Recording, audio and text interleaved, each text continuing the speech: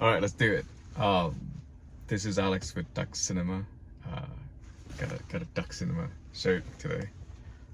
I just got out of watching Ballerina, directed by Len Wiseman. Len Wiseman is the director of the Underworld series. He also directed Live Free and Die Hard. So, not like a great director, but is a decent director for action. So if you like Underworld and Live Free Die Hard, you're probably gonna like this one. He essentially specialized in like gun combat and so forth. So yeah, there's something there for that. So this movie is part of the John Wick universe. This movie takes place between John Wick 3 and John Wick 4. For those of you who don't remember, the ending of John Wick 3, Parabellum, John Wick was essentially got shot and he was taken to the Bower King, played by Lawrence Fishburne, to recover. And then in part 4, he goes and he hunts down the High Table. So he's up against the High Table. So in this movie, Ballerina, John Wick is in it, and he is moving around. It doesn't seem like he's injured or anything. So I think it's safe to say that is maybe this movie takes place just before John Wick Part 4. Like, you don't know the timeline between John Wick Part 3 and 4, so there's something there. But anyways, in this movie, in this type of movies, like the main character recover like crazy fast, and they don't take hits like others. They're essentially superheroes now, like nowadays, assassin superhero. So Ana de Armas plays a ballerina named Eve. There's a whole thing. Eve is trained to be an assassin. There's a whole story behind it and why she's becoming an assassin and all that. She's part of the like in the John Wick universe. You're kind of part of a clan or like a group or something. So she and John Wick share the same, I guess, humble beginning or the same family, which is the Rosca Roma. What's interesting about this movie in terms of John Wick, and I know I'm going into a lot about John Wick first because that's the more important, the more fun stuff.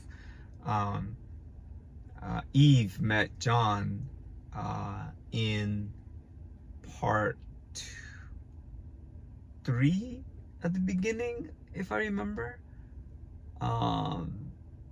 Yeah, in part 3 at the beginning, when he was trying to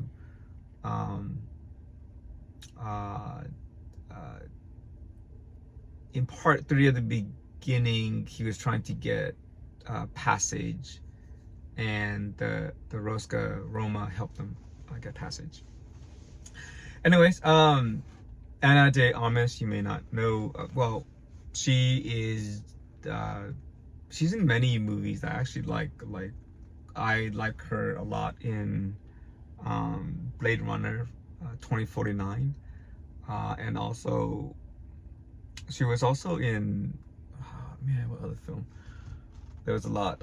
Let me look it up real quick here. So she's in Ghost, The Gray Man. I saw The Gray Man, pretty decent film. No Time to Die, she's also in that one, and also she is in Knives Out, which is pretty good. So pretty good actress, in general. So this movie is it good? Yes, I thoroughly enjoyed this movie. The story is so-so. It's a typical, you killed someone important to me when I was a child. Now I'm gonna grow up to be an assassin to take my revenge. What set this movie apart, I don't know what this set it's apart, but maybe where it's really good is in the action. Obviously, I mentioned before that the story was kind of weak, but because I think it's a type of story that you have seen before. Um, the action itself is the reason why you would want to go watch this movie. It's in the same world as John Wick, so the whole killing and the whole essentially being a superhero, superhero stamina, I guess, is all there. So like there's certain action scene in which certain things that like body let damage that she takes, and essentially in the next scene she just walks it off. And I guess in a way John Wick also does the same thing too. They expand a little bit on the world of John Wick. So in the John Wick world, you got high table, you got assassins, you got clan essentially. They add a new wrinkle in this one where it is a cult. And this cult has been, according to the movies, been around for like 1,000 years, which is like unbelievably wow kind of thing. That's almost impossible, but it's part of the movie. So there's a lot of interesting concept in this movie that plays like a comic book, but stuff like this doesn't really happen in real life, or maybe it does and I just don't know about it. Like the concept of a cult, a cult and a city of assassins, a village of assassins that is brand new, and that's more of a comic book kind of thing instead of a movie kind of thing. But hey, they put it off, I guess. There are certain set pieces in this one in terms of the actions that are like extremely well done. And those are when she's using the grenade scenes, and it's talk about like people really love the grenade scenes, and I love the grenade scenes, and the flamethrower scenes, and I love the flamethrower scenes.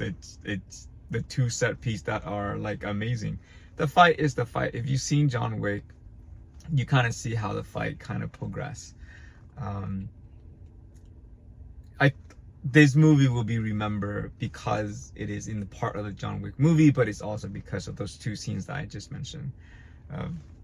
The acting, it's an action movie, they all did okay. Keanu Reeves is Keanu Reeves, John Wick is John Wick. Ana de Armas, she did a decent job. It's not an acting type of movie. They did try a lot to like incorporate the John Wick world into this, which I thought it's kind of cool. So I'm excited to see what else they can do to this world. If you don't know, they have already... Okay, let's continue, or let's wrap it up. My phone died in the middle of filming, but essentially I'm excited for what they learned from this movie to apply to the next movie. So John Wick Part 5. Anyways, this is Alex with Duck Cinema. Did I like the movie? I did. It's a solid action film if you're into that type of film. It does take a little bit long to kind of get started, meaning that it takes a little bit long for all the action to come in. But I didn't mind it. I thought it was good that they developed the character more before all the crazy action stuff start happening. Maybe like a 7, 5, 8 out of 10 for this one. If you enjoy, if you enjoy action film, go watch it in the theater. If you don't, maybe you can rent this one for fun. Anyways, this is Alex with Duck Cinema, and I am out.